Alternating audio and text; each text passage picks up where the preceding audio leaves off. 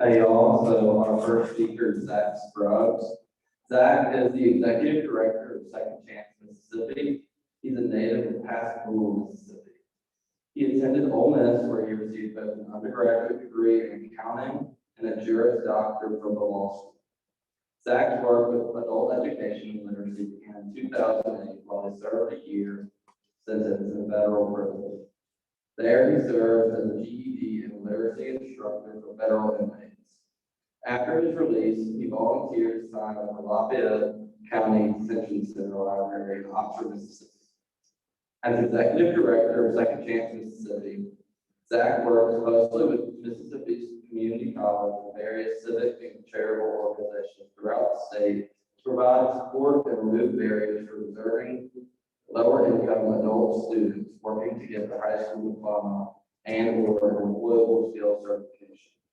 Since becoming executive director in 2016, Zach has developed and implemented programs in 13 Mississippi community colleges to help vulnerable adult students get the education and skills they need to obtain good, non-minimum wage jobs. He has also developed and implemented an innovative program to provide workforce education and training to the caregivers of children attending Mississippi's early learning pre-kindergarten scholarships.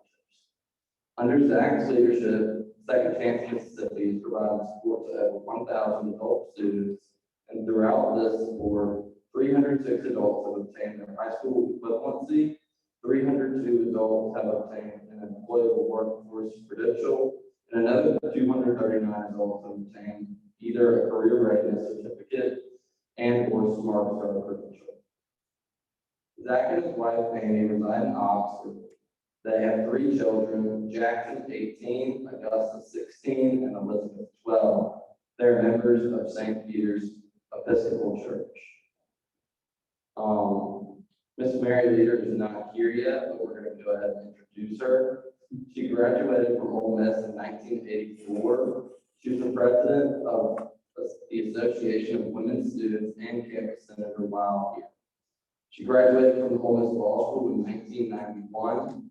After that, she worked as staff attorney for Blue Cross before retiring to take care of her 7 children. She co-founded Lovepacks in 2010 and currently is teaching 5th grade reading and things in elementary. Our third speaker is Ms. Sammy Bianco. She is a Louisiana native and mother of 5 who lived in Oxford for 20 years. She is a board of Lovepacks, where she serves as the person on the ground, working with packing teams to distribute food, coordinating donations, and food pickup. She is also a board member for the Boys and Girls Club and a youth minister at St. John the Evangelist Catholic Church.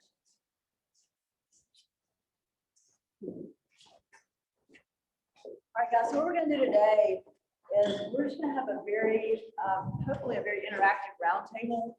And obviously we're focused on philanthropy, so that's the common thread here. So I can kick it off for us. I'd love for y'all to get really engaged and ask questions. These are 2 very different nonprofits. They were both, you're looking at the founders of the nonprofits. And so I really think, there's an interesting angle from they saw a need and went and built a structure to serve that need. And also from the standpoint of, now operating them. So you really see somebody, 3 people who've gotten a 360 view of seeing a need, creating an entity, and then seeing it forward. So I look forward to y'all's discussions and questions as well. So let me ask you guys. So Zach, you both groups have got a really interesting and unique, what I can tell is a very unique organization. Tell me, do you know of any other groups like yours around the country, or is this a very unique to Mississippi? Or how did this, obviously I'm sure you saw a need, but what inspired you to create the structure as it is? Excellent question. And we quickly, when our organization was founded, we didn't even know there was the need. If there was a problem, no one else was doing it. We knew the problem was out there, but we didn't know, I believe, the extent of it. And it was adult education workforce training in Mississippi. We knew that Mississippi does a lot of things well, but some things we haven't done so well traditionally. And one is education and training, and our workforce, our industry suffered because of it. So what we didn't realize until we started our organization was that it's actually the community colleges that provide that. So if you're an adult that's trying to go back to school and get their GED, we call it a high school equivalency, or some kind of workforce training, the most logical place for you to go is your local community college. And actually they have the legislative mandate to provide that kind of training. It's completely subsidized your high school equivalency. So if you dropped out of high school, whether you want to go back to 20 or 80, you walk into the community college, they'll get you ready for it if you stay committed. Same with workforce. If you want to go get a non-credit, though that's not subsidized. But what we didn't realize was, but made so much sense, was all the barriers and issues these adults face. Most of these adults can be lower income, okay, and they don't have the means. The little things that would not keep y'all from showing up here today can totally derail their whole operation. We're talking about transportation, talking about testing fees. So even if the GED is free, it costs $100 per test. That might as well be, $10,000 to the people we're talking about. We're going back to school, childcare, and we call it generally wraparound support. So even though community colleges are doing a great job with the adults going back to school, what we found out 6 years ago through an NPR interview, listening to an official from one of the community colleges, was that they were having trouble retaining the students because of that. So, and there was no money for that. The community colleges didn't have the money. State, there was no money and no organization that was providing what we call wraparound support, the child care, gas money, testing fees, things like that. And on the workforce side, if you're going back to get your CNA or welding or manufacturing skills, something of that nature, that tuition ran from $250 to $1,000. Well, that was like $10,000, $20,000 to the people we're talking about. And there was no money really to subsidize that. So we formed Second Chance around that premise. And we had a little experience in adult education from our time in the federal prison. When you go, this is kind of a segue, when you go to federal prison, everybody's got to have a job. And since I guess we were considered quote unquote white collar criminals that had a college education, we were tasked into the GED program, because every in the federal prison system, every inmate that does not have a high school diploma is required to go to class until they get one. Now they can sit there, but they got to go. So teaching reading, reading like ABCs to adults that are 70 years old, kind of. But through that, we kind of learned the importance of adult education. Both my father and I, we were different places, but learned how it could change your whole program. You take an adult, whether they're 20-year-old dropout or a 70-year-old dropout, and they go back and get a high school diploma, then that changes their whole program. It makes them more marketable, more employable, and it gets them in the system somewhere. So then maybe they can now go to community college and get a Pell Grant. It furthers it. So, but no, might have gotten way more than we know, but nobody was providing that wraparound support statewide, and to my knowledge, nobody in the country. So maybe one day we'll be able to set up a Second Chance, Alabama, Second Chance, Georgia, all over the place. But the nucleus behind what we did was, okay, what don't we do well in Mississippi? Education and skill training. What do we lack? What do we do a good job at? Well, we have one of the best community college systems in the whole country. We have 15 of them, and we're considered the most charitable state in the union.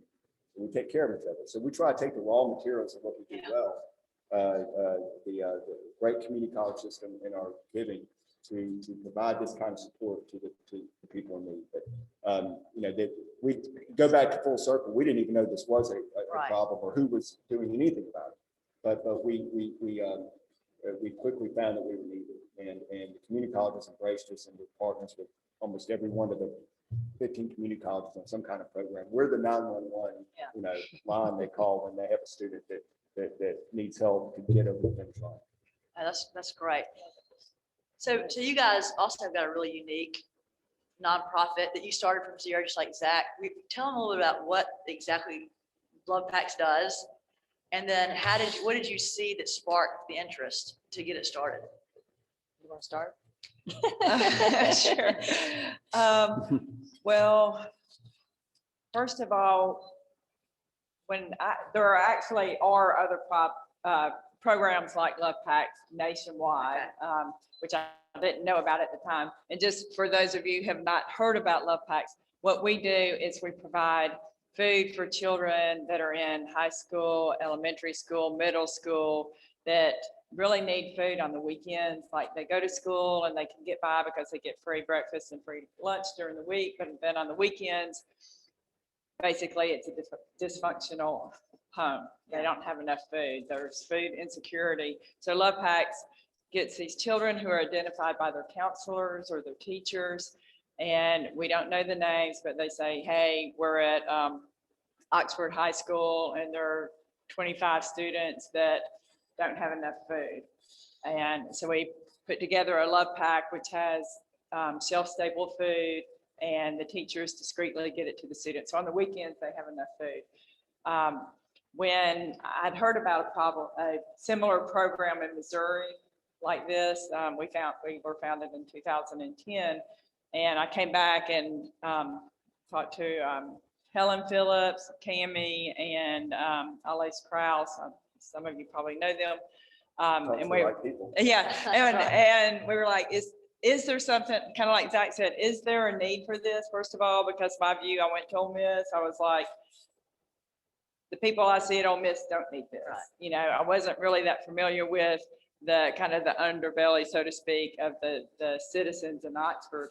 I was like, is there a need for this? And, you know, is there already something like this? And there was a program that provided like backpacks and school supplies, but there wasn't a program. Now that I hear Zach, it's kind of like the wraparound. Like there wasn't a program to provide food on the weekend to get these children through the weekend. Nothing touched exactly what you needed. I mean, things hit the surface, just like there was nothing. Yeah, so we found out there was not a program, and then we talked to some school principals and federal program director with the schools, and they both were like, there is a need, because right now what happens are the teachers see a kid come to school hungry on Monday, and they're out of their own pocket, they're like helping these kids get by. And so we put together this program, and we started with like a little small test pilot program at the little Bramlett Elementary, taking care of kindergarteners and first graders. And we started seeing like these stories, like the teachers would say, you know, the child, you know, scared to move to the next school because they're scared, you know, this little child's scared he's not going to get his Love Pack next year. So he, you know, just story after story we started hearing about the need, and, you know, just these children that, you know, basically were just kind of scrounging, trying to just find food, and didn't really have any kind of source for food for the weekend. You want to add? Yeah, basically right now we're, this might be a future question, but we work with the Oxford and Lafayette school districts locally. We do not know who our children are. We only get a number, so it's very anonymous for us. And we did that because the moms that started it all had kids in the district, and we didn't want anybody to feel uncomfortable if they were friends with our children. So we basically, the best part of our program, I will tell you, besides helping kids have food to eat, is that we work with 3 groups of special needs students in each of the schools. We have 3 pantries now. We've grown. 3 pantries, and each of our pantries is run by a group of special needs students in that school setting. They actually pack all the packs. They stock our pantry when we bring the donations in or the orders in, and they basically keep us straight each and every week. And that has been a true blessing for us to be able to work with that group of kids, or those 3 groups of kids. How many students do y'all serve? Right now, we are at 175 between the Oxford and Lafayette school districts. Are there 11 schools? Is it 11? There's 10 now because the 10. Learning Center is no longer. So there are 10 schools. We're in 10 schools on 2 school districts and 10 schools. and 10 schools. So it's about 175, and it varies. You know, COVID's been kind of a weird. We actually were much lower at the beginning of this school year because a lot of our kids were virtual. and we didn't have a way to get the packs to them. We have a school person that puts it in, gives it to them discreetly, and that's how it gets home. But at the beginning of the year, we could not get to our virtual kids. But they've all basically come back, and now we're back at the same number that we were at last year when COVID hit, about this time last year. So I think this is interesting. I did not really recognize this when we invited you guys to come in, but if you think about both of the programs that they have, the government in some way has recognized this problem. They've put what the government can do and put a program in place to deal with it, but there's still that gap. There's still that barrier gap. Zach, in your situation, like you said, if you get there, they have to serve you, but they can't get there. That's right. I mean, it's only any more than if everyone in this room's tuition was paid for, that would be fantastic. But is that the only cost that you're going through at Ole Miss? It's not. Right. And the people that we're trying to serve and help and get through have all kinds of, most of them have dropped out once most of them are lower income, underskilled, undereducated. And what they're trying to get to a place where they can have a full, stable, non-minimum wage job. And that's what a high school diploma and some kind of employable work certification can do. It's a passport to the middle class. And it's not that expensive to get, but in Mississippi, everything is got a cost component and a money component to it. The state and federal government subsidizes actual adult education. So GED, if you had to go back and get your GED, but they, the math they spend per student is probably about $500–600. Now, compare that to the average per pupil at Ole Miss or the IHL is $9,700 a year, and pre-K through 12 is $5,600. Now, those all should be more. Don't get me wrong, but it shows you the disparity and what we're putting in our adult education training compared to pre-K through 12 and post in college and post college. So. And there's no money for that. I mean, they got the infrastructure and the teachers. Yeah. And that's all the community colleges can do. And there's a lot in between. Right. I'll give one quick anecdote that I think will be interesting. This is the kind of thing we'll deal with. We have systematic programs, but then we'll get a call like this. There was a kid in western Mississippi, close to Brookhaven in southwest Mississippi. He was 20 years old. His grandmother thought it was a good idea for some reason to pull him out of school in the 2nd grade, which I don't think is legal, because they told him that he couldn't learn anything. So this kid was pulled out of school in the 2nd grade. Okay, I think he could even read, but just barely read. But he's really good with his hands. So he enrolled in a Colin, that's the community college down there, welding program, and was really good. Okay, but he had an issue. He had this 1995 Jeep Cherokee that broke down, and he'd already missed one class, and he missed 2, you're out, and they were going to lose this guy forever. And he was also trying to get his GED at the same time, and that was a slow process. This kid could even look you in the eye, and but he was good at welding. So okay, how much does it take to get his car fixed? $750. We said, well, okay, let's compare that to buying in the car. End up being, it's a look, no, if this one fits, it'll be fine for a while. So we got his car fixed. Kid got his welding certification and got his GED. And the difference in that kid is like this. Now he can look in the eye. Last time we went to Caven, have him speak, I mean, just different person. One other added quick anecdote. So that was a country, white kid in Wesson. Okay, so up in Corinth, Mississippi, an African-American student that was in one of our programs with Northeast Community College, who would literally ride his bike 15 miles a day to go get GED classes in his workforce training, okay? Because he was taking care of his sick grandmother. Well, his bike broke, okay? My development director happened to have a bike. Her husband went to some. So we drove up to Corinth, gave him his bike. He got his high school equivalency, got his manufacturing skills, and enlisted in the Army as a combat medic. Wow. You know what that kid was doing before any of that? He was selling drugs.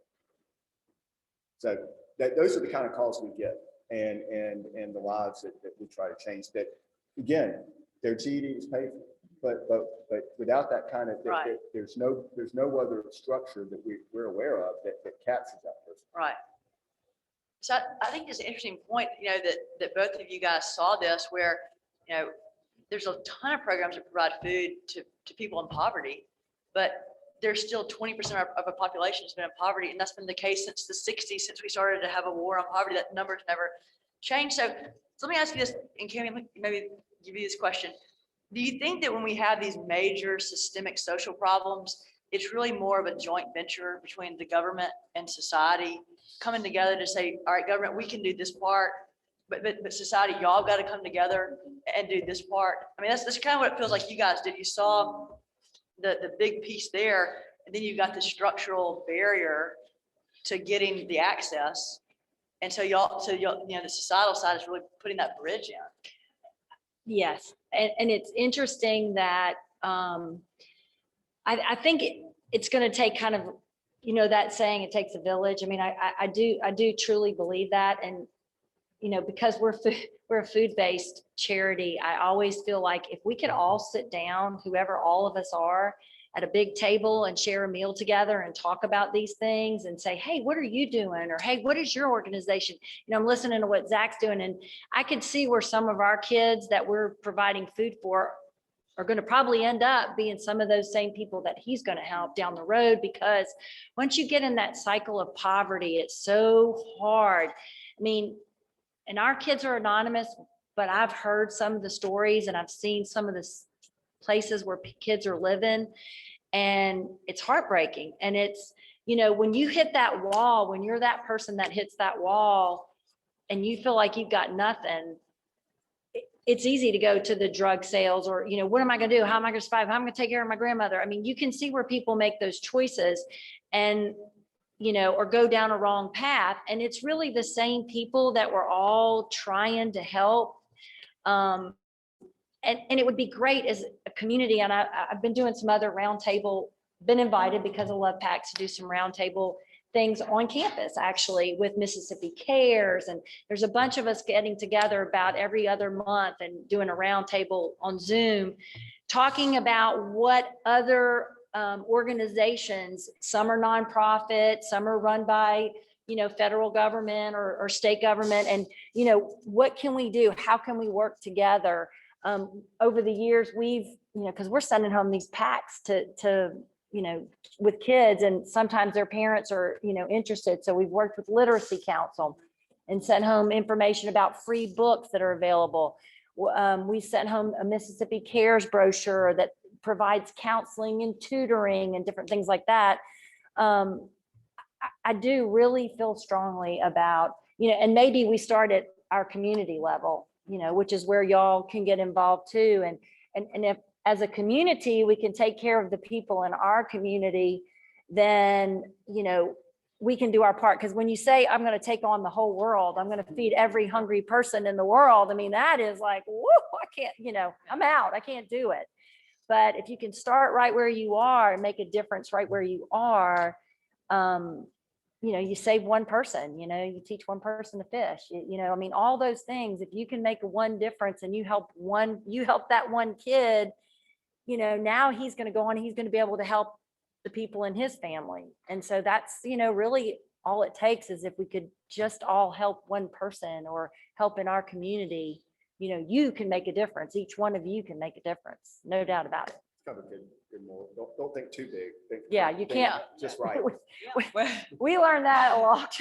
We used to say, whoo. Yeah, and sometimes people will say something like, why aren't you helping? Because there are more people that we're like, we're doing what we can, and we just have to have the mindset that something is better than nothing. I mean, we've been like at our pantry and we were like, we couldn't have like all the food we wanted. So we're like, okay, something is better than nothing. So if you think, okay, we're going to do something, it might not be perfect, but it's better than nothing, so it's kind of like our mantra. And really just to motivate you. Take baby steps. To motivate you, we have absolutely zero guaranteed funding. We have no grant. We have nothing. It is purely on the generosity of our community, which is very, very generous. The state is generous, but Oxford, Mississippi will jump all in and help you. And that is how we have lasted for 10 years and fed kids for 10 years. no other guaranteed funding. We do not have a grant. We have nothing. Every year it just comes in because people hear about us, and we're terrible social media people. Alexis can tell you that. She started with us years ago. We were and better when she. Yeah, she she was great. getting our social Yeah. media because we're terrible. So, I mean, it doesn't take much. It's just a little spark. It's an idea. It's a concept. It's finding what you can, where can I make a difference? And even just a little small, contribution that you can make will make a difference to somebody. And I want to add this, and it kind of goes to what Zach was saying, was like he saw a need, and it's part of it, it's just being aware, like we saw this need. And then we talked to someone and they were telling us about this little child that was walking down the hall and had milk dripping out of his backpack. And this kind of spurred us on. And a teacher stopped him and was like, what's going on? Opened the backpack, and there are all these half containers of milk. And the teacher was like, what are you doing? And the little child was like, we don't get milk at home. So child was going and getting half drunk containers of milk in the cafeteria and like sneaking them, so if you're just aware, it's like it starts leading you down a path, you start seeing more and more things. So it's kind of like what we saw as we, heard this story, and we're like, okay, well, we can do something, we'll start at one school, and then, and then actually originally we weren't going to go to the high school, because we were thinking the high school kids could really fend for themselves better and find food better. And then we were talking to a coach, and he said he had been taking care of a child that was going from one place to another, and he finally kind of landed at a semi-stable place, but that family said he couldn't have any of their food. So the coach had a refrigerator in his office and was feeding this child. And, and I'm sure whoever he was staying with, they were being very generous, and that they were, providing space, but they didn't have much food. So they were like, he can stay, but he can't eat here. So, then we were like, okay, there are high school kids that need help, so it's partly just being aware of what's around you. And once you open your eyes, you're going to see needs that are out there. I want to open it up. I know y'all got some great questions. Do we have a microphone for the scholars? Okay, just raise your hand if you got a question, and we'll get your line. Okay. All Girl right, after my own heart. I like it. That's right.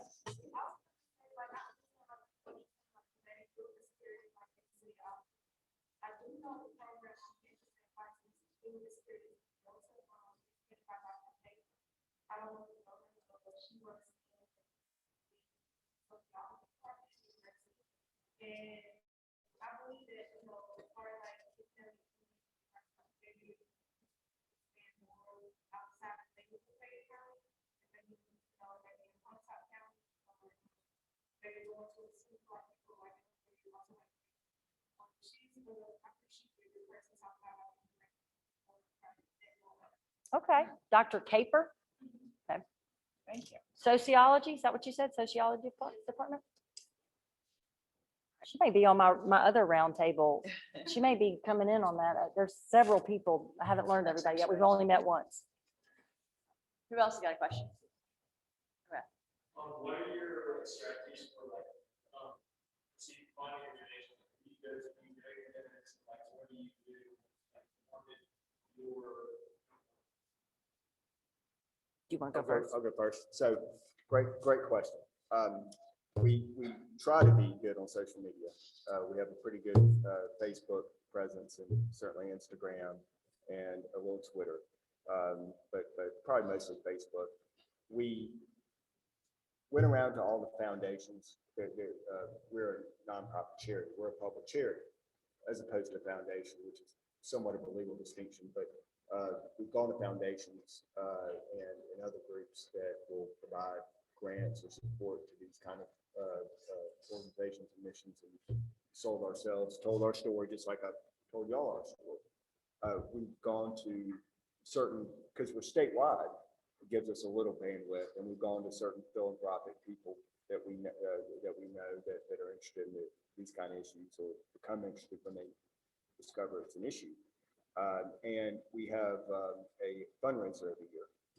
Actually, we been in existence since 2016. We've had two, and then COVID, this one, but we're gonna have one. We usually do it in the fall, kind of around a football game up there in Oxford. And we call it the Fall Gala, and that brings in substantial, obviously can't be substantial enough, but it brings in a decent amount of funding for us and further allows us to tell our story. Because Oxford is, become the de facto capital of Mississippi, the cultural, philanthropic, certainly the educational capital of Mississippi. So we're based in Oxford because we live here. There's not a lot of our immediate need in Oxford. There is some, but most of it's out of state. Around the state, the Delta, the hills, south of wherever, we're statewide. So doing that, doing our gala and centering it on this as opposed to Jackson actually makes sense. Because you kind of touch everybody around the state and even people outside the state. But we have some generous donors, people that believe in us and have been generous. We've been more aggressive lately in grants, with the federal grants and things like that. And they're grant websites you can get on, but just you would go blind trying to go through it all. But we've kind of built the process to go through it and figure out what grants, because there's a lot of money out there. It's just trying to figure out how to get it. Yeah. But that's the general ways. We could always do a better job, and we're constantly challenging ourselves and looking at what can we do. But they that's kind of the path along now. We, like I said before, we try some grants, and we have, we've been around for 10 years, and we have, they're like United Way has helped us, and they'll reach out to us and say, hey, our grant cycle's coming up, and we work on that. Let me say this. Lovepacks has no employees, and Cammie has 5 children, and I have 7 children. So we're not the best. And grants, not just applying for them, but having administer them. And sometimes we'll look at a grant, and depending on the amounts, it's not worth the trouble. It's Right. It's a lot of work, and we're not the best at taking the time to do it. But we have had, like, our schools, we've had great. Yeah. We have food of the month, and so all the little children, like, they get hyped up to bring food in, and it's kind of neat because they're bringing food in, like it might be snack pack pudding, and they'll bring food in that month. And when they bring it in, they know they're helping someone, so that's kind of a benefit. So ours, I would say, is probably more grassroots churches, and we've gone and spoken to civic groups and. Anybody a member of Gamma Beta Phi? Y'all have been donating to us for 10 years. Y'all have been great. Awesome. Yeah. Awesome. We call you our angels because you show up right when we need it. With like tons of food and so many different campus groups. Yes, lots of campus There's groups. funny as a component to this, Alexis, you probably know a little bit about this. The Trent Bot Leadership School, I know sometimes they'll try to adopt a nonprofit and do some grant writing for them, and maybe even people in the honors college when they're doing a thesis or whatnot. So there's some eager labor you can. If any Yes. of you are with a group that would be interested in looking for. Any of you are grant writers, Yeah. come talk to us. Writers in the crowd, come forward. We'd love to We need visit with to you. put to work. That's right, and marketing, right? Yeah. And we just really, You got your social media experts right here. That's right. That's right. I'm telling you, that's how we got Alexis, and we were like, yes, please come help us with it.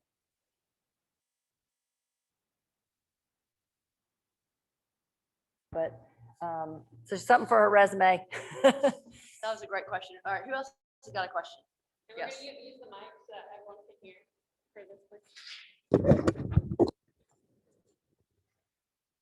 Hey, so what are some of the biggest challenges you face, like aside from funding while running it? Especially like day-to-day challenges. Want me to go first? Sure. Well, funding is a big one, but also just convincing people that there's infinite competition for charitable dollars. So, and every cause is worthy in its own way, and everything's relative. So, it's not, in our case, people go, okay, we get it, but we're over here, we're doing this, we funded this. So that maybe kind of relates to funding a little, but it's the competition, not just in funding, but attention. There's so many things out there that are worthy, so many worthy causes that what separates your worthy cause, from this worthy cause or that worthy cause. So that the competition, especially in a state like Mississippi, where the needs are so many, to distinguishing yourself and getting the appropriate amount of attention to it would be one. Not as much as I think I thought, because I guess I've lived in almost every part of it in a way. I grew up on the coast. I've lived in Jackson, and Jackson's just down the street. It feels like almost, and been here off and on since I was a freshman. And I feel, I don't feel that way. I think Mississippi is from what we're doing, the perfect, I would feel overwhelmed if we went in Alabama right now. We'd have to have they'd have to almost, a subsidiary that could handle it. But I don't, it's funny, no one's ever, that's a very good question. I really don't. Now, am I a little overwhelmed on how many problems we have to deal with in Mississippi? Absolutely. But I don't feel that, good thing is we're not having to reinvent the wheel. And the community colleges do the instruction. They have the infrastructure. So we have willing and able and competent partners. That makes all the world of difference to us. If we were trying to teach a program, and they help us screen, they know the kind of students we're looking for. People with aptitude, and attitude, right? Aptitude, can they get through this course? Attitude, will they get through this course? Will they get there? Or is they just occupying space or trying to satisfy some requirement? But that's, it hasn't been too much. Now I can certainly see, you got your hands full probably with Oxford and Lafayette County as is. Yeah. We've had a lot of groups, like to your question, we've had Water Valley, Holly Springs, Charleston. We've had a lot of areas want us to take them on, but what we've decided, because the way we're set up, is that we will meet with them and we'll help someone, tell them everything that we possibly can to get started, and we've even provided seed money for areas. But we don't want to have like a Mississippi Lovepacks, because one is you are dealing with these children, and we don't want someone to come in gung ho and promise food for 200 children, and then whoever's in charge like peter out, and then after a month come back with food. There needs to be someone like there that can make sure this is going to at least last them a year. So that's not something that we want to take on. You'd almost need to have someone at each place who can like monitor the food. Like right now we have the counselor or someone who's, the pantry there is secure, because you don't want kids coming in. Because if a bad name got out about Lovepacks here, and then there was one in Jackson, and that was no good, then it's gonna affect each other. So you gotta protect your reputation, just like people, like companies and organizations and nonprofits have to protect. And we are a 501c nonprofit, like Jackson said, and there are state requirements that you have to follow each year, saying, we're legit, we're following all the rules. So we don't want to, we don't want to mess that up. So we're protecting what we do. And I would say, as far as one of the biggest challenges that I think that Lovepacks that we just personally face is that we see these children and we hear these sad stories. Like they may not have electricity for a month. They don't have a refrigerator, and it's like you want to do more, but like if you help someone get a refrigerator and fix everything, then you won't have any money. So it's like we have to stay true to our mission. And I think that's why we've been so successful for over 10 years, is that we have a mission statement that's very specific, and we really try to stick to that. We've even had like some people like, oh, we have children that aren't school age, can we help them? And every once in a while we might do something, but we really try to stick to our mission, because if not, we would just be spread super thin. And I think that's Stay in your hard. lane. And yeah, stay in your lane. That's a hard thing with nonprofit, because your heart's going to get in the way a lot of times.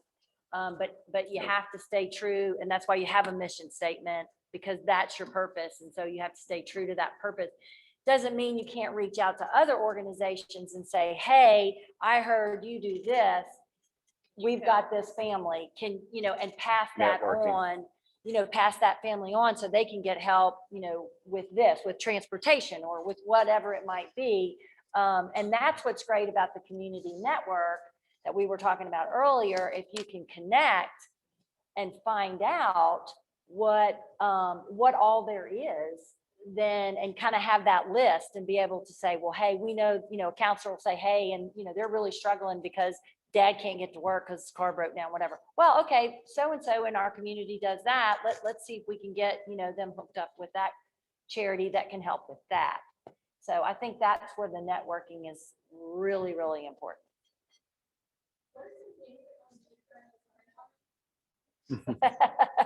What are some things that y'all do during the summertime, considering both organizations revolve around school? We have really struggled with summertime.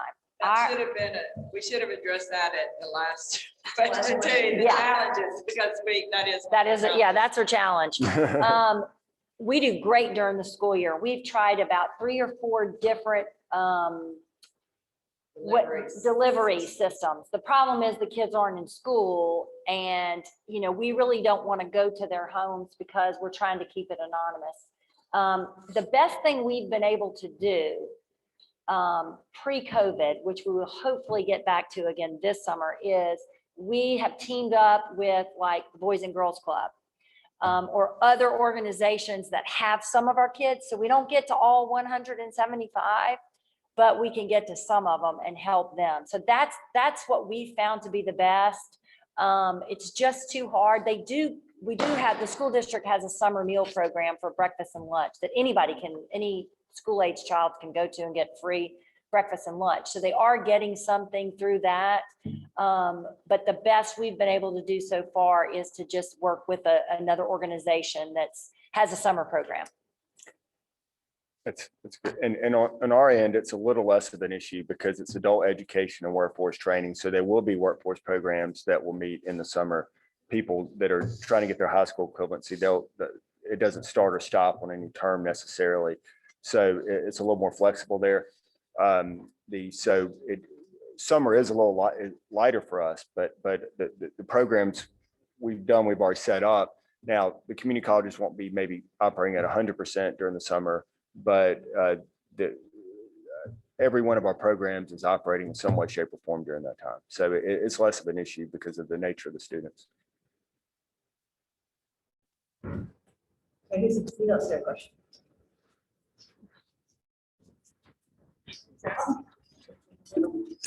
So y'all were talking about how you rely on the generosity of others to lead you. What has that taught you personally, like having to rely on the kindness of others?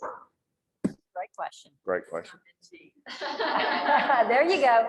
I've been blown away by, and we really don't even have to, and I'm going to knock on wood or something, because we really don't even have to approach people. People approach us. And that is mind blowing to me, at how people's hearts are moved and that they reach out to us. I mean, we've had individuals, we've had families, we've had organizations that contact us. I'm constantly answering emails or people call in to say, hey, what can I do? How can I help? And that is just amazing. To me, that's the most amazing thing. And I feel so blessed to live here and to live in a community that really cares. They care so much that they're not doing it to put their name out there and say, hey, I gave to Lovepacks. They're just calling and saying, hey, what can I do? What do you need this month? We've had retired people that will, Some people, that's part of their budget. yeah, they actually budget and bring us donations every month. I mean, that's just, it's incredible. It is truly incredible that there are really good, don't let anybody tell you there are really good, a lot of good people out in the world. And that's been amazing. Yeah. And personally, like, I know your mom probably told all of y'all, like, surround yourself with people that you want to be with, so it's like, you want to be optimistic, surround yourself with optimistic people. Well, it's like that, so not only, I mean, you just see all this this generosity out there. So it makes you want to be a better person and more generous. You know, we have our great helpers with special needs, and they are just like on it, great attitudes. We have all our volunteers that we deal with that are just, you know, like I said, they may not have a ton of money, but they're budgeting part of their, you know, monthly income. So it makes like me want to be a better person, just being a part of it. I'll tell you, every Wednesday's our Love Pack day. We used to be Thursdays, now we're Wednesdays. So today I got to go hang out with all the special needs kids. Makes my day every single week. I learn something every single week, and it's the best part of my whole week. It's just getting and I get to do that because of Love Pack. So not only do I get to, you know, feel good about feeding some kids, I get to hang out with some great kids as well. And so that's been I learned something every single week. They teach me something. Yeah, I think this would somewhat answer your question and could also answer your question, but on an individual challenge. The hardest thing I've found related to that is asking other people for money. It is the most unnatural thing one of the most unnatural things I've ever done, and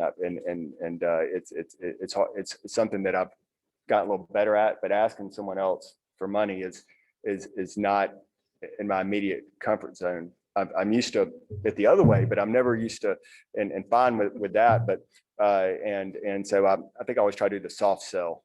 You know, I feel a lot more comfortable doing the soft sell and hoping that works and not putting pressure on people and or shaming them or anything like that. But I think that might indirectly answer your question. But that's one of the hardest things you know, when you're asking people, you know, to give you something and asking them to trust you is the easiest part for me. I can easily, you know, and feel comfortable doing that. But that's one of the things I've had to get used to. And don't you think when you're passionate about what your mission is, that it's easy to talk? I hate asking people for money. Right. Hate it. Luckily, you don't have to. Right. Yeah.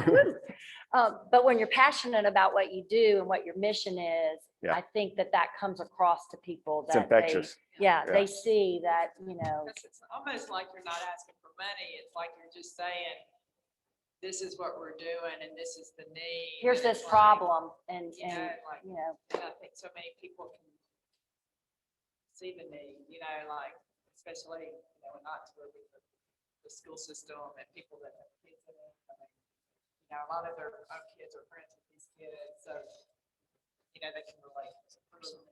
Yeah. Exactly. Yeah. It's relatable. It's personal.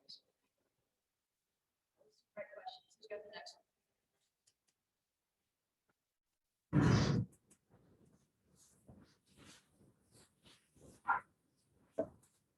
Just to kind of go over what you just said, is there any way at all, if at all, that you all incentivize or try to incentivize donating or donating to the 501c certification? And so I was wondering if there's any way you incentivize getting people within the community, such as like start off, rather than being able to do it. So I think, if I understood the question, that how to encourage people to donate through the Tax incentives, so to speak, or one part of it. Yeah, like, well, yeah, I think it's interesting you brought that up for something else we're working on. So if you're a 501c3, like Lovepacks is and like we are, then you get a tax deduction when you donate. And when I say sophisticated donors, most people know that. And so we don't ever have to sell that per se. They know it. And I haven't found that people donate just for that, but they're like, okay, if I'm going to, if I'm going to donate, then I want to make sure I get, credit for this, but I'm not doing it just for the credit of it. But as a segue, there is a program every now and again, the legislature will do something right, whether it's by accident or not. And in 2013, they passed what's called the Early Child Collaborative Act. So Mississippi does not have, and you're going to say, what does this have to do with adult education workforce training? Well, on its surface, nothing. But in 2013, the state legislature passed the Pre-K Early Learning Collaborative Act. Mississippi has no systematic 4-year-old kindergarten system. Okay. It was only when I was 6 years old that we had kindergarten at all, or excuse me, 8. In the early 80s, did they even have kindergarten that was supported? So once you're 5 years old, then there's state-supported kindergarten. But as we've learned in science and education, is it starts earlier. If their first day in school is at 5, forget it. It's over. And so that they're really need to start at 3. But early learning is so important. So Mississippi kind of in a roundabout way said, well, look, we're not going to provide the funding to provide universal kindergarten for 4-year-olds. Okay, but here's what we will do. We'll make this tax credit structure available where if you put so if a school district qualifies as a collaborative, then we'll pay half of what we think it costs to train educate a 4-year-old, and you, the collaborative, have to come up with the other half. But since collaboratives are like school districts, since y'all aren't really in the fundraising business, we're gonna have 100% dollar for dollar tax credit for anybody that donates to you. So if you owed $1,000 in state income tax, you could write $1,000 to a certified pre-K collaborative in Mississippi, and that is your tax obligation. You're basically getting to appropriate your state tax money. So and nobody knows this. Nobody. It's the biggest secret in the state. And now there are 18 pre-K collaboratives. And 2 years ago, year and a half, 2 years ago, they got one in Oxford now, the Oxford University Lafayette Pre-K Collaborative. Willie Price is a part of it. So, but these things are unbelievable. And you basically, so whatever your state income tax obligation is, write that check to anyone or split out between 18 collaboratives, and that's your obligation. The challenge for that, why it's a secret, is, again, the organizations that are doing this are collaborative or school districts who aren't really in the fundraising business. So we've been trying to help them kind of market that, and we've given some money and directed people to the one here that Tamara Hilmer runs, and does a great job. And she kind of wish that might be you might want to get her in here to talk about that. But the reason, just knowing about it through the networking that we talked about, one of the things that we found out was that, okay, these 4-year-olds, they have parents or caregivers that probably need some of the stuff that we're talking about, right? A GED or training. So we got an opinion from the Attorney General that said, yeah, if as long as it benefits the child, and this looks like it does, some of the money a collaborative gets from private donations can be used to help an adult, with tuition, their caregiver, because that way now you got the parent and the child learning simultaneously. Yes. So that's kind of outside the box thing. So we tell everybody, look, if you owe anything in state income taxes, write it to a collaborative. You can actually appropriate your tax money. You can be the legislature of one, at least as far as your state income tax goes. But that might not have been exactly but it's funny that, but that is something no one knows about, where I think most donors know that they're going to get a tax donation benefit to it. They don't know about some of these tax credits are available. And there are other, I think, charitable things within Mississippi. They don't come to mind right away where you could do the same thing. Yeah.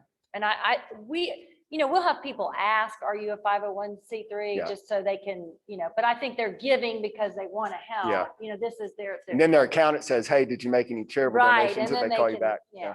And I really think a lot of people, that's like a stamp of a good housekeeping approval.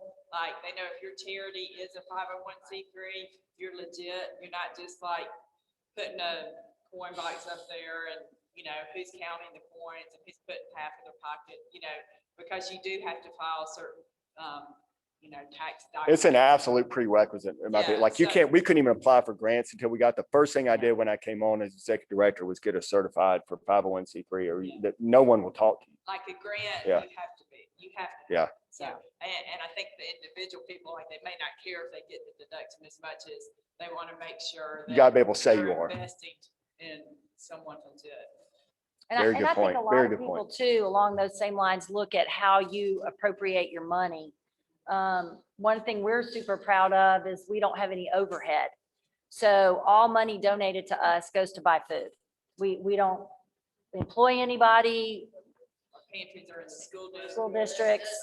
So, which is, not everybody can do that, but we're fortunate that we can do that. The districts are letting us have a place to house our pantry. So we have zero overhead, really. I mean, the only thing we ever really spend money on besides food is we have carts that we pack our bags on to wheel out to the parents. That's the only thing we really ever And buy. I can't tell y'all how cool and unique that is. And not that, to kind of jump on that, that was my biggest, I say issue when we started Second Chance was, okay, if we weight this down with overhead, we won't have any money to give to the cause. And I know just, it irked me when I would see in the news, certain large charities that remain nameless, 10% of the donations actually went to the stuff, to the mission, whatever it was. And overhead was 90%. So with the way they're doing it is unbelievable. We have some overhead. So we kind of took a different step. We said, okay, no donated money is going to go to overhead. We don't have much overhead either. We got a little office on the square and we have 2 employees. I don't take a salary at all. But it would, if I was getting paid and we did, then we wouldn't have any money to do it. And that's not why I'm doing this. So I take no salary. We only have 2 employees in a little office in Oxford. And we get that through a separate donation that is just for overhead. So so every donated dollar we get through our galas, through whatever, through our website, goes exactly to the program. We have 2 bank accounts. So we knew we were gonna have some overhead, but we kind of had the same idea that Lovepacks did, because I want to be able to tell the donors that every single cent you're donating is going to these programs. And it's hard to do that. I mean, not everybody can. And do I gotta that, say, but- not to toot all our horns, but you won't see, you will never see that, either how they're doing it or really how we're doing it.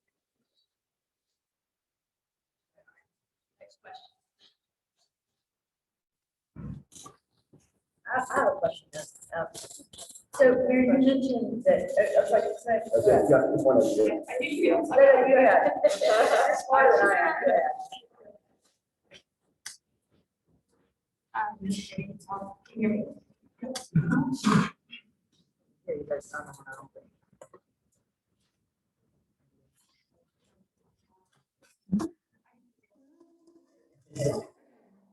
This area, I already talked about just like how the structure of Lovepacks works, so special needs kids, but Mr. Zach, what does it look like for your office in Oxford? Like, you said that you, I guess, employ certain people, and like, what does it look like in your day-to-day lives?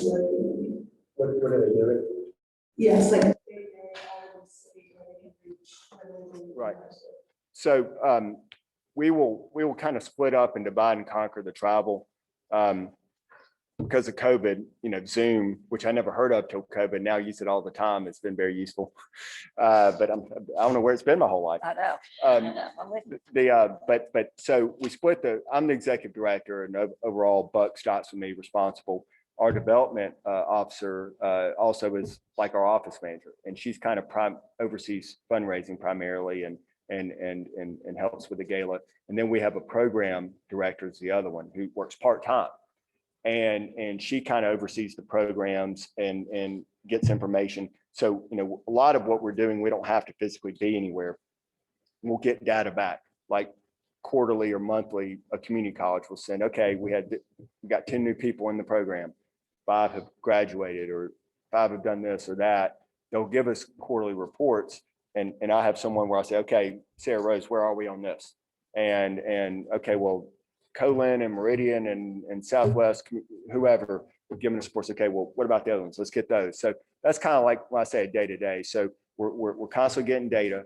And then there's new programs like, oh, there's a new need at this community college or here. So let's develop a program, make sure we have funding for it, things like that. So it's really all hands on deck. We all wear multiple hats, and being a small office allows you that flexibility.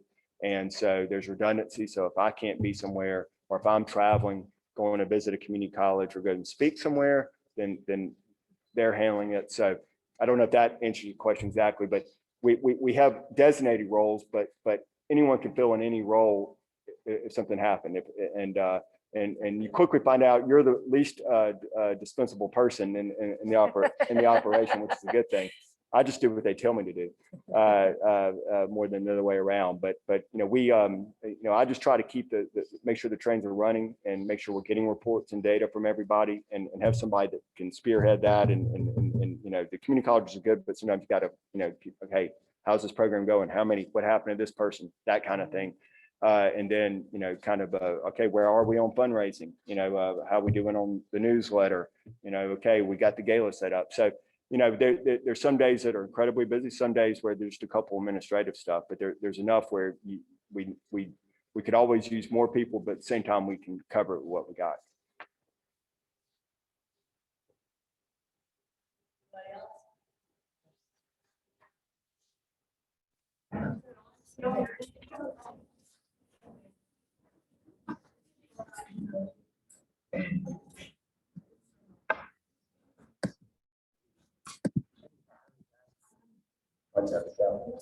You might just talk real loud. Yeah. Is it working? Oh, sorry. So you talked about your passion is your motivation earlier on, and as a freshman, that's kind of I'm a freshman, so it's kind of intimidating, but like that's something very far off for me. Like I don't really have an idea what I'm So just kind of wondering how both of y'all's like respective organizations develop into your passions. I am a former school teacher, so I have seen firsthand kids struggle and be hungry and not have, clothes, wear the same clothes over and over again. So for me, children are my passion, I guess, in general. And just, so I think I decided at some point that most of the charities that I would be involved in would be based on children. And I pretty much stuck to that. Not that I wouldn't, help, but, like I love St. Jude because they're children based. And I think just because, that's where my heart is. And I feel like, children sometimes can't help the situation that they're in and they need as much help as we can help them with. So for me, I just have always looked for that, something based on children and how can we help? Because I feel like, like you were saying with the collaborative, that, if we can catch these kids, and when they're 3 and getting them to start reading, I mean, imagine what a difference that looks like for them for the rest of their life. And you all obviously value education and it's really where everything starts. But in order to be educated, you have to be able to get to school. You have to be able to have food so that you're not starving and thinking about how hungry you are because you're not going to do as well. So for me, that just, if we can help a child, then, they imagine what they will grow up and what that looks like. So that's kind of just, for me, I just sort of always been drawn to that, and I guess at some point I've kind of made that, said, yeah, I'm going to look for that. I'm going to look for things that involve children. So I guess my initial passion came from kind of my unique circumstances of knowing that adult education makes a difference. When I say adult education, I can mean everything from high school equivalency to workforce training, just adults going back and getting skills they need to better their lives and get a better job. So, but the endorphins, the real key is I think similar to what Cammie said, helping people. Like when that sounds, I know, generic and maybe kind of hooky, but I like helping people, but I do. And that kind of gets my endorphins going. That makes me feel good when I see a guy like Casey Buffkin who can't even look you in the eye and can't read and stopped school at 2nd grade, have a job as a welder and change his program. Or when I see like the kid in Corinth, and now he's in the Army and doing well, and just seeing the transformation in people. So I've never been a school teacher, but I can at least get some of that sugar high from seeing kids develop, or really adults in most of the time in this situation. And so that's, and what we do I think a good job of is we put success stories on our website and in our social media and our Facebook.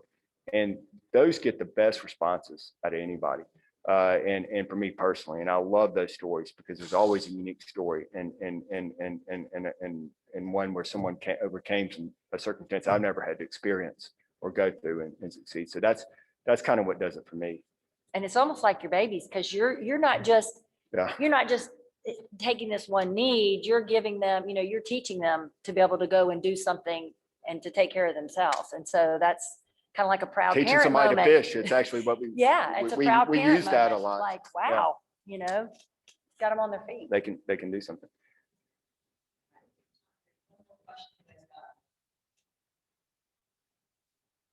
Actually, I had okay, yeah.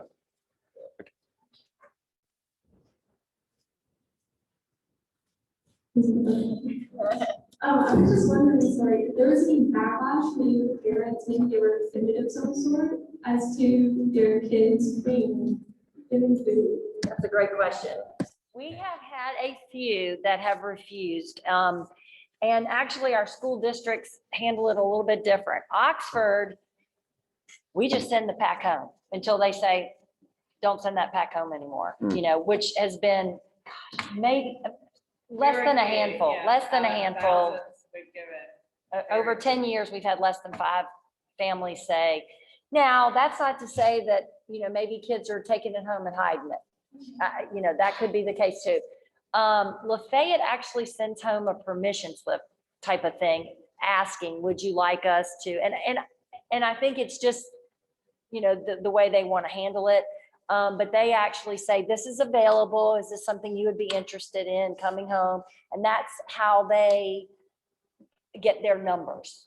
So it's 2 different aspects, but very, very few have outrightly said no. We've had one instance and the teachers, I think there were like, not a lot of kids, but like 10 kids. The family and the teachers have identified, like the kids were at multiple schools and multiple teachers and counselors identified these kids as being hungry at school, but their parent did not want to receive food. The counselors, seeing that the kids were hungry, talked to us and said, will you let us have the Lovepack early in the week? And they were like kind of doling out, sneaking, so to speak, the food to these children. And the children were like so happy to get it, but they couldn't really bring it home. Yeah, they were putting and that's the raviolis today and the granolas tomorrow. Talking about challenging, that was a challenge because kids were hungry, needing food, but the proud parent didn't want them to get it. And there's only so much we can do.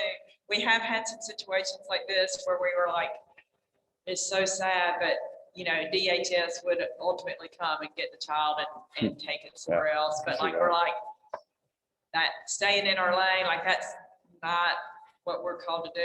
We can talk to the counselor and say, are you aware of this? But we have had several situations where a child was just had no refrigeration. They went and opened the refrigerator and there was just some dog food in there, and the refrigerator wasn't turned on.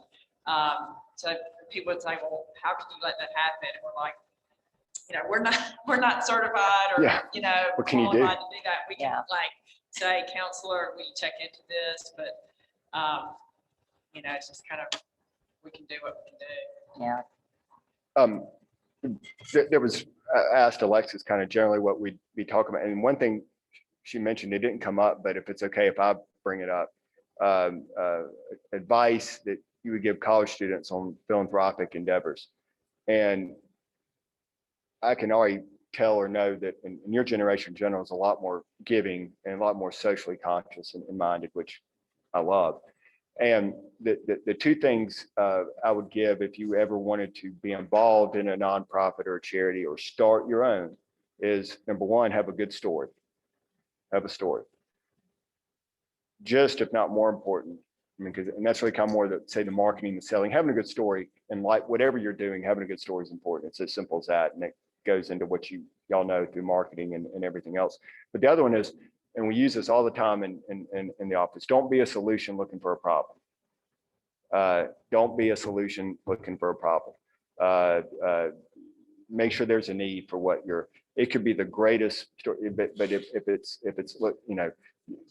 there's so many problems out there, harness that energy in your organization, something that's actually a problem that you can do something about. So, Absolutely. and we always, you know, and I have to constantly, when we're looking through programs and people come, whether it's community colleges, say, oh, you ought to partner with us on this. And say, all right, are we gonna be a solution for a problem here? Is this really a problem? Are we the solution to it? And if you can hit those two, then you'll be great. But that's there'll be a lot of things that really get you excited and say, wait a minute, is this what we should be doing, or can we do anything about it? So Yeah, to kind of just stay in your lane and Yeah, start it's like stay in your lane. small, you know, start where you are and with what you have and what the problem is. And that's where I think you'll be the most successful. And about the passion, you know, like you said, you're a freshman, you're just kind of getting out of that me world and getting into the seeing the bigger world. I mean, that we all do it. I mean, it's just the passage of life, but get involved, ask questions, look around, see, you know, think about the things that, you know, touch your heart when you're reading about something or learning about something, or just in conversations with people, you know, what kind of strings, you know, pulls your heartstrings? What makes you think, you know, if it's, you know, education or food insecurity or, you know, Christmas time, you know, presents at Christmas time, you know, whatever that is, you know, you'll figure it out. It'll kind of slap you in the face when you get to that point. You'll be like, oh yeah, that's it. That, you know, that's what I'm most passionate about. And you can have you know, more than one, you know, obviously more than one passion, but right here is a lady who's involved in a lot of things. I don't know if you know this about her, but Miss Philanthropy down here on the end can probably tell you a lot of things. She is a rock star. I don't know if y'all know that, but she is a rock star and she does a lot of things in our community. And not only is she like on a committee, but she's usually like in charge of a committee. I'm on several of her committees, so there you go. She's a rock star and she's got a lot. She can give you a lot of advice and a lot of pointers. But thank y'all so much. It's been fantastic, and thank you guys. Those are really good questions. Yeah. And these are the future problem solvers. So I thought we'd take these incredible, brilliant problem solvers of right now and connect them with our future problem solvers and let y'all collaborate. So I hope that you guys, if you have any questions in the future, I'm sure they would be willing to have an email address and answer any questions. And thank you guys for being so attentive today. And we look forward to having dinner at Rowan's house in a little bit. And then I'm going to stay with just the scholars, and we're going to have a little town hall for a few minutes to talk about the transition. If you want to stay, if you don't want to stay, you're certainly welcome to go. I'd love for me to stay if you'd like. I'll stay as long as you guys want to and talk about any questions or issues that you've got. So thank you all so much.